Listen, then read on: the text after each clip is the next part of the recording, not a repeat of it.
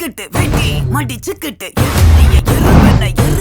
எரிடா கண்ணன் கருப்பிருட்டு கடுவா புள்ளி பெறட்டு கயவரின் கதையினை முடிடா.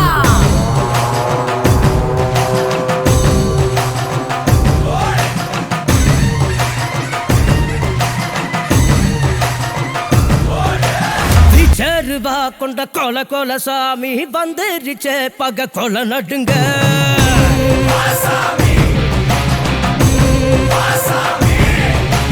கெட்டவன அது பொலி போட நஞ்சிடுச்சே அவன் தொட நடுங்க.